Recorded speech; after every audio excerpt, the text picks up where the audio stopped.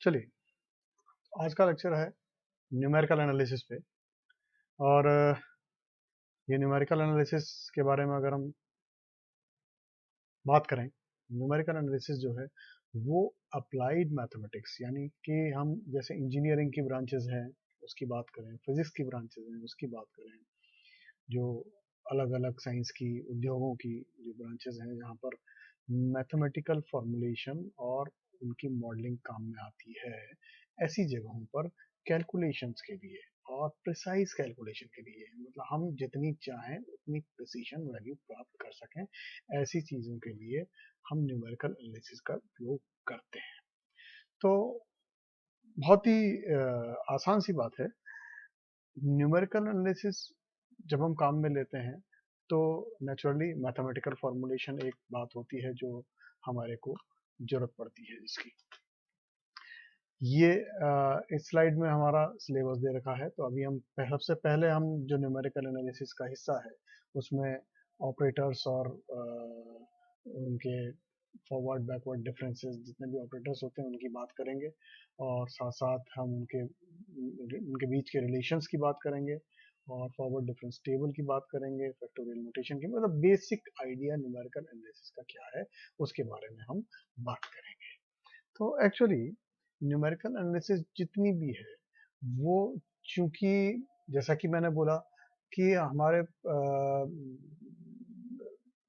उसमें कैलकुलेशन की बात आती है, मैथमेटिकल मॉडलिंग, मैथमेटिकल फंक्शंस की बात आती है।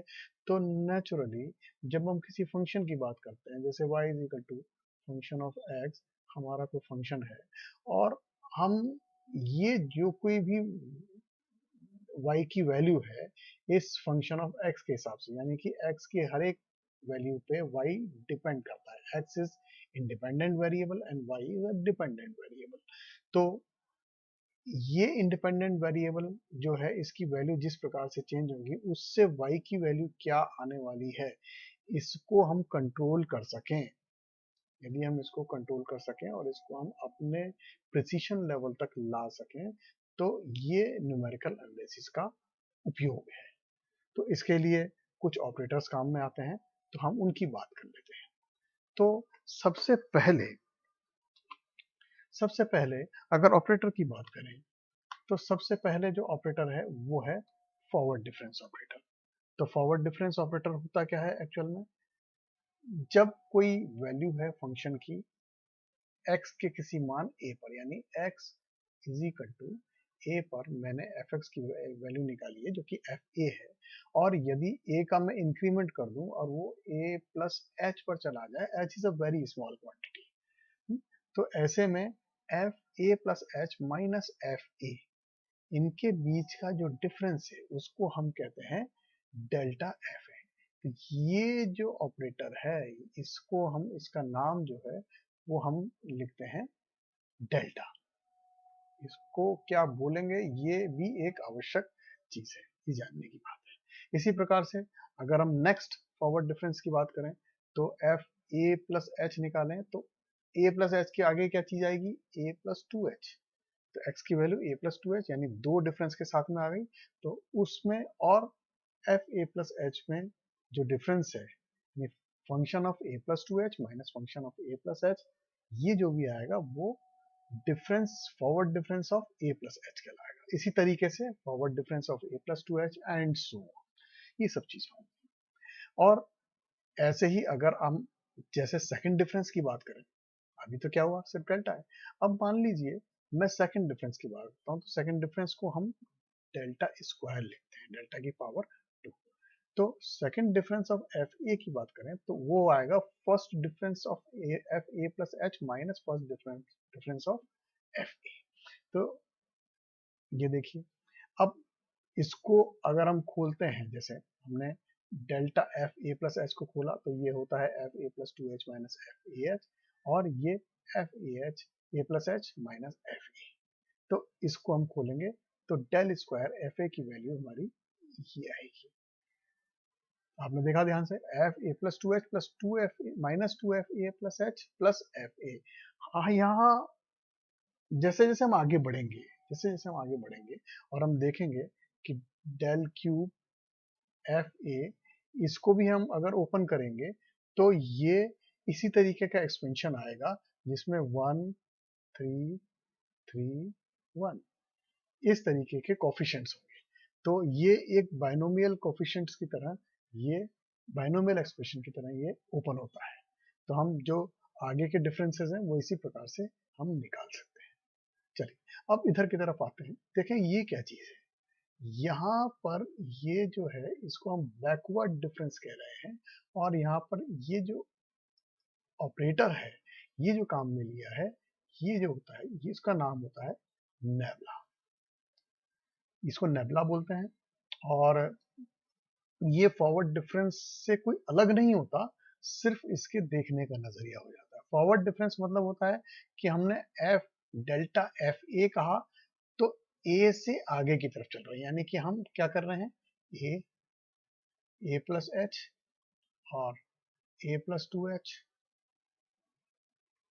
ए प्लस 3h, इस तरीके से आगे चलते चले जा रहे हैं। तो ये जब यूं आगे जाते हैं तो हम डिफरेंस निकालते हैं। डिफरेंस तो बाद वाली से पहले वाली के बीच में ही डिफरेंस निकाला जाता है, लेकिन बोला जो जाता है वो फॉरवर्ड डिफरेंस बोला जाता है, क्योंकि हम इधर से इधर चल रहे हैं और हमने डेल्टा एफ ए कहा तो हम इधर से इधर चल रहे हैं। लेकिन अगर इसी तरीके से delta F A plus H कहेंगे तो भी हम a प्लस एच से a प्लस 2h की तरफ चलते हैं। लेकिन अगर हम बैकवर्ड डिफरेंस की बात करेंगे तो क्या होगा, तो फिर वो a प्लस 2h से a प्लस एच की तरफ जाएगा, और इसी तरीके से a प्लस एच से a की तरफ जाएगा। यानी अब क्या हो रहा है, अब हम उल्टा देख रहे हैं। तो यहाँ पर डेफिनेशन में थोड़ा सा समझने के लिए मैंने इसको ऐसे ना लिख के ऐसे लिखा है, एफ ए माइनस एच और a माइनस 2h।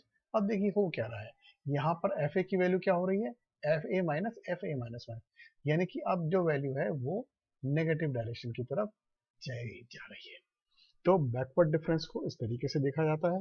इसी तरीके से बैकवर्ड डिफरेंस के भी अगर second backward difference, third backward difference निकालेंगे तो उनका तरीका भी ये पहले जिस तरीके से हमने फॉरवर्ड डिफरेंस निकाला वैसा ही होगा। चलिए, ये एक डिफरेंस टेबल है जो कि फाइनाइट डिफरेंस को बताती है। हम डिफरेंस टेबल बनाना हमें आना चाहिए, और कैसे बनती है देखिए। ये सबसे पहले एक इंडिपेंडेंट वेरिएबल और उसके बाद उस पर डिपेंडेंट वेरिएबल यानी एफ एक्स, और उसका फर्स्ट डिफरेंस और उसका सेकंड डिफरेंस कैसे निकालेंगे। इनकी वैल्यू है एक्स की वैल्यू ए प्लस एच, यानी कि जो भी इंक्रीमेंट दिए हुए हैं एच का इंक्रीमेंट है, और हर बार एच के इंक्रीमेंट के साथ ये वैल्यू आगे बढ़ती चली जा रही है, और इसके कॉरस्पॉन्डिंग फंक्शन की वैल्यू है। ये सारी फंक्शन की वैल्यू आ गई है।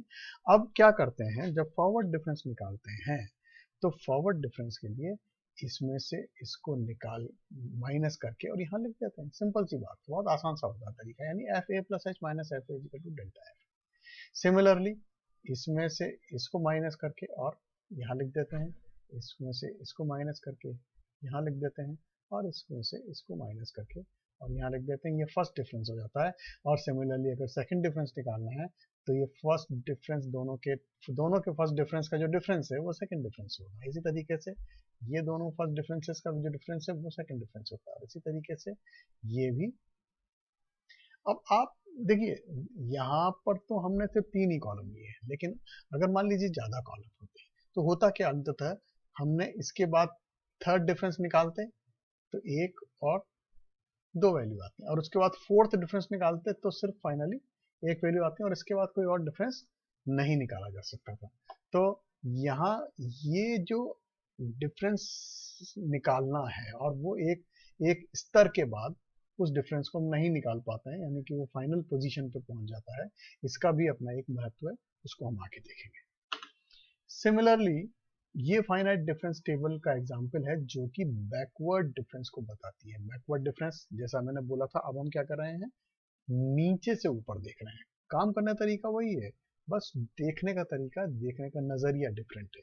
हमने यहाँ फर्स्ट डिफरेंस जब निकाला था, फॉरवर्ड डिफरेंस जब निकाला था, तो मैंने क्या बोला था उसको, उसमें F A plus H minus F A is equal to delta F A था।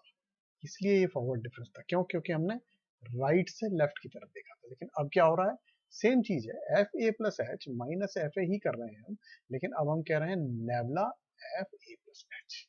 बस ये फॉरवर्ड डिफरेंस और बैकवर्ड डिफरेंस में डिफरेंस है। इसी तरीके से ये सेकंड, ये डिफरेंस, ये डिफरेंस और ये डिफरेंस, देखिए नीचे से शुरू हो रहा है, अब ऊपर से नहीं चल रहा है, नीचे से चल रहा है। हम इनके कॉरेस्पॉन्डिंग अगर दूसरी टेबल को देखेंगे तो हमें पता लग जाएगा, पहली वैल्यू डेल्टा एफ ए थी, फिर एफ ए प्लस एच थी, लेकिन यहाँ पर F A plus two H है। सिमिलरली यहाँ पर F A plus two H थी, लेकिन यहाँ पर F A plus three H है। इसी तरीके से यहाँ पर F A plus four H है, लेकिन यहाँ पर F A plus three H थी। सेकंड डिफरेंस की बात करें तो ये सेकंड डिफरेंस भी निकालने का तरीका सेम फर्स्ट डिफरेंस की तरफ होगा, लेकिन बस हम इसको नीचे से देख रहे हैं, यानी कि ये F A plus four H होगा, ये F A plus three H होगा, ये F A plus two H होगा, एफ ए प्लस एच और एफ ए नहीं है यहाँ पर।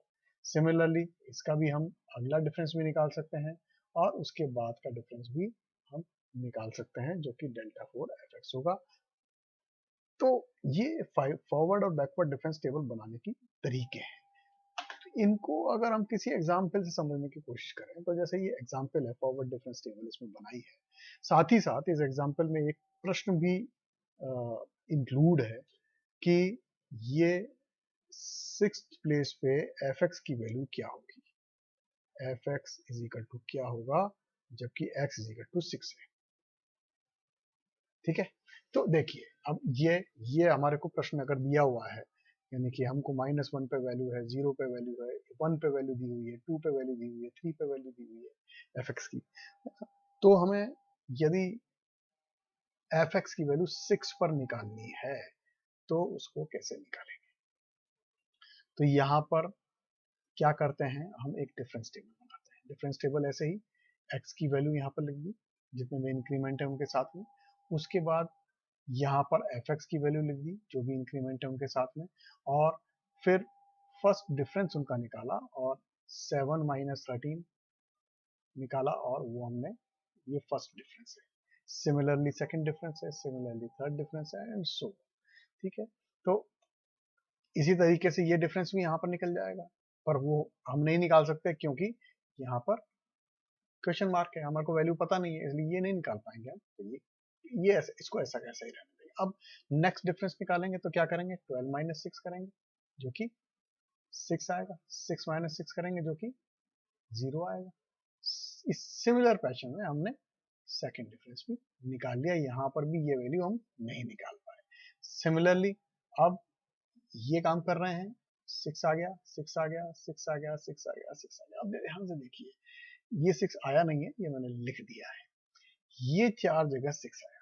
ठीक है, इसका मतलब ये हुआ कि यहाँ थर्ड डिफरेंस जाके ये कांस्टेंट हो रहा है। तो अगर हम ये मान लें कि थर्ड डिफरेंस इसका कांस्टेंट हो जाता है, तो इसका मतलब ये है कि ये फाइनल जो वैल्यू आ रही है ये भी कांस्टेंट ही आनी चाहिए। तो ये अगर 6 है तो ये 6 कैसे आई, this minus 24 is equal to 6। भाई फॉरवर्ड डिफरेंस क्या कह रहा है, ये value minus 24 is equal to 6, यानी कि ये वैल्यू यहाँ पर क्या आनी चाहिए, 30। करेक्ट।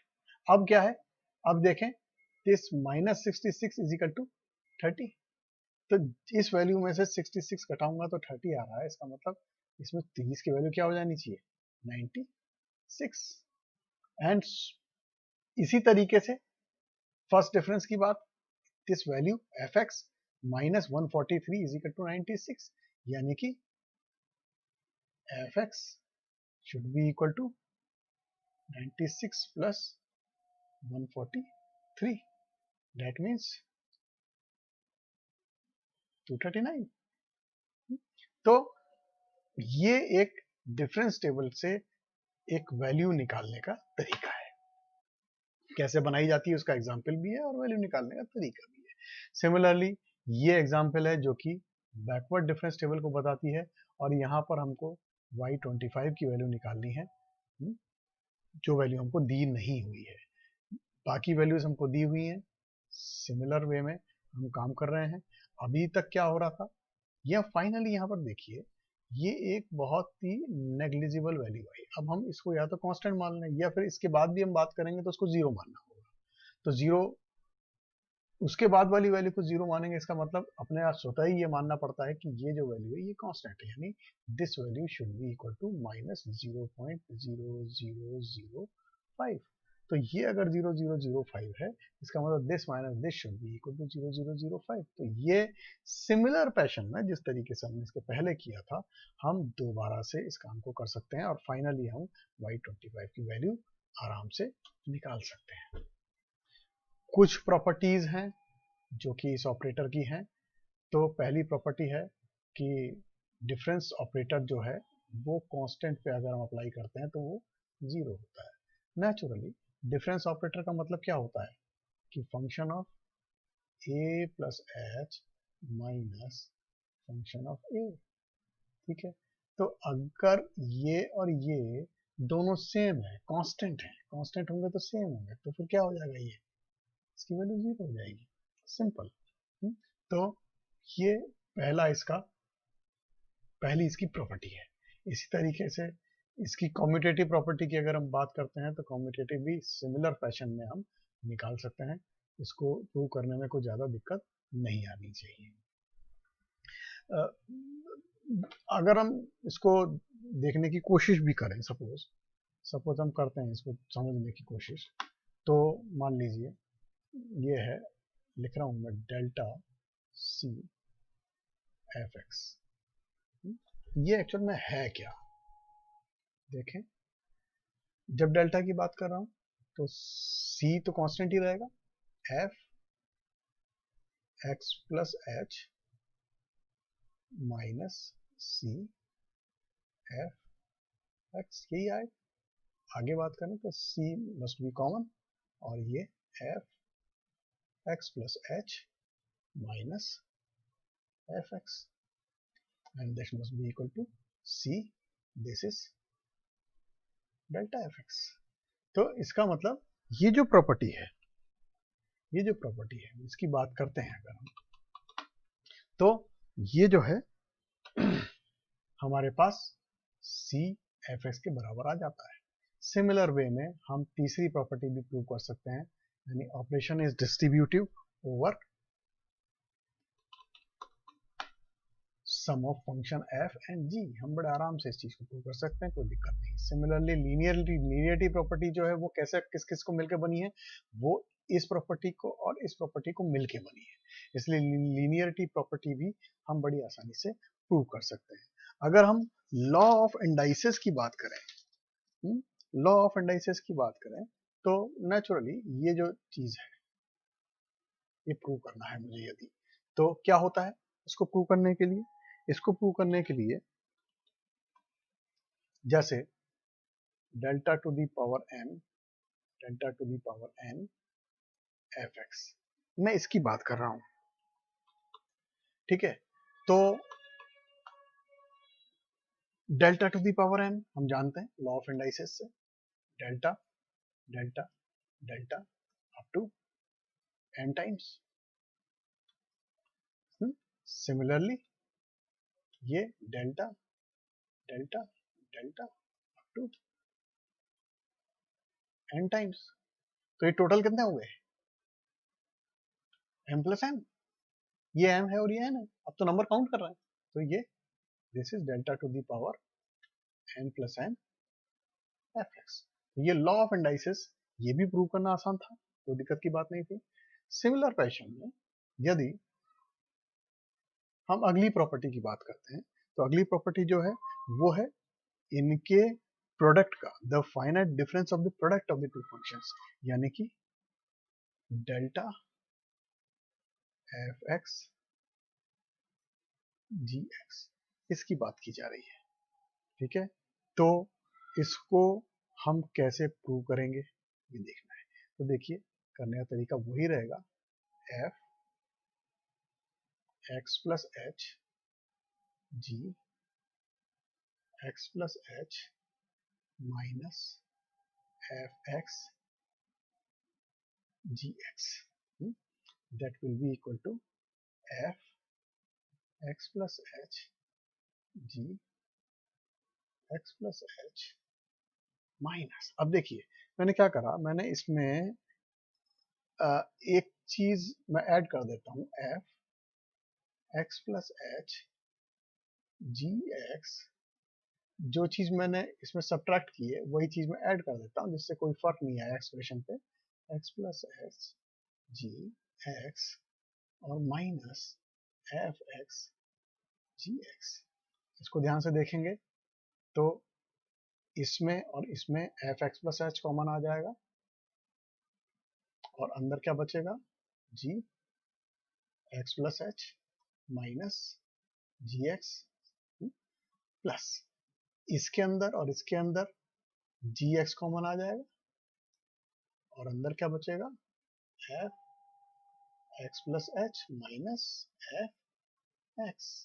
ध्यान से देखिए ये क्या हुआ, ये बन गया एफ एक्स प्लस एच और ये हुआ डेल्टा, सॉरी